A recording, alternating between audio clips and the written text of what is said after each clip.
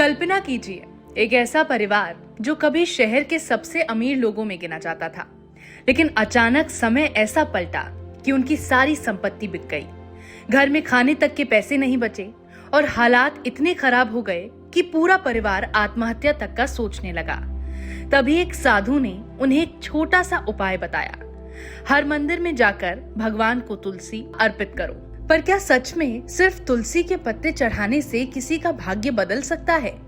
आज की ये कथा बताती है कि सच्ची भक्ति और विश्वास में कितनी अद्भुत शक्ति होती है। तुलसी के पुष्प और भक्ति की कथा। बहुत समय पहले एक शहर में अग्रवाल परिवार रहता था। ये परिवार कभी बहुत संपन्न हुआ करता था। उनके पास बड़ा व्यापार, आलीशान घर और सम्मान था। शहर के लोग उन्हें आदर की नजर से देखते थे। लेकिन कहते हैं ना, समय कभी एक जैसा नहीं रहता। कुछ ही वर्षों में व्यापार में भारी नुकसान होने लगा। एक के बाद एक गलत फैसले, बाजार की मंदी और कर्ज ने उनकी जिंदगी को पूरी तरह बदल दिया।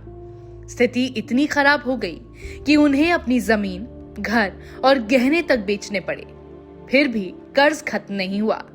अब हालात ये थे कि परिवार के पास रोजमर्रा के खर्च चलाने तक के पैसे नहीं बचे थे। रात रात भर परिवार के लोग जागते रहते और सोचते कि आखिर अब क्या किया जाए। धीरे धीरे निराशा इतनी बढ़ गई कि उनके मन में एक भयानक विचार आने लगा। एक दिन जब परिवार का मुखिया मंदिर के बाहर बैठा रो रहा था, तभी वहां से एक वृद्ध साधु गुजर रहे थे। साधु ने उससे पूछा, बेटा, तुम इतने दुखी क्यों हो?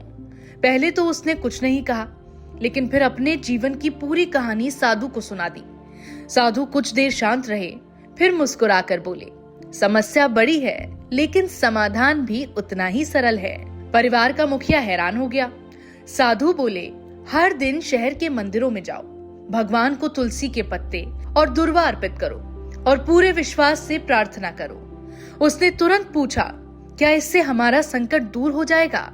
साधु ने कहा, जब भक्ति सच्ची होती है तो भगवान देर करते हैं, लेकिन अंधेर नहीं करते।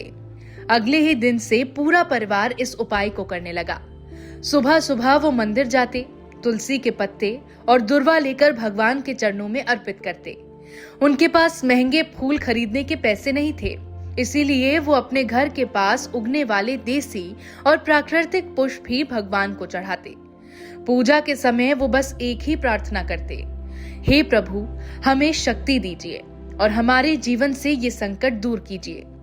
दिन बीतते गए, फिर हफ्ते, फिर महीने, लेकिन परिवार ने अपनी भक्ति और विश्वास को नहीं छोड़ा। कुछ समय बाद धीरे धीरे उनके जीवन में बदलाव आने लगा। एक दिन अचानक एक पुराना ग्राहक उनके पास आया और बोला, मुझे तुम्हारे साथ फिर से व्यापार करना है। फिर एक और मौका मिला, फिर दूसरा, और धीरे धीरे उनका व्यापार दोबारा चलने लगा। कर्ज कम होने लगा और घर की आर्थिक स्थिति सुधरने लगी। कुछ ही वर्षों में वही परिवार फिर से समृद्ध और खुशहाल हो गया। जब लोग उनसे पूछते कि ये चमत्कार कैसे हुआ, तो वो सिर्फ एक ही बात कहते, ये सब भगवान की कृपा और तुलसी की भक्ति का फल है।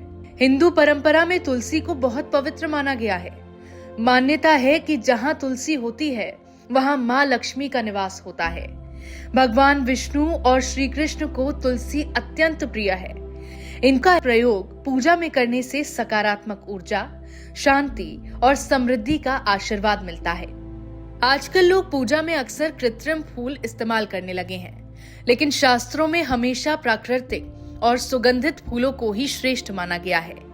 प्राकृतिक पुष्पों में प्रकृति की ऊर्जा और सुगंध होती है, जो पूजा के वातावरण को पवित्र बनाती है। इसीलिए पुराने समय में लोग अपने घरों में फूल उगाते थे और वही भगवान को अर्पित करते थे। कई मंदिरों में पूजा के समय इत्र का भी प्रयोग किया जाता है, ताकि पूरा वातावरण सुगंधित और पवित्र बना रहे। ये कथा हमें एक बहुत महत्वपूर्ण बात सिखाती है। जीवन में चाहे कितनी भी बड़ी समस्या क्यों ना आ जाए, भक्ति, विश्वास और धैर्य कभी नहीं छोड़ना चाहिए। कभी कभी भगवान हमारी परीक्षा लेते हैं, लेकिन जब हम सच्चे मन से उन्हें पुकारते हैं, तो वो हमारे जीवन में ऐसे रास्ते खोल देते हैं जिनकी हमने कभी कल्पना भी नहीं की होती।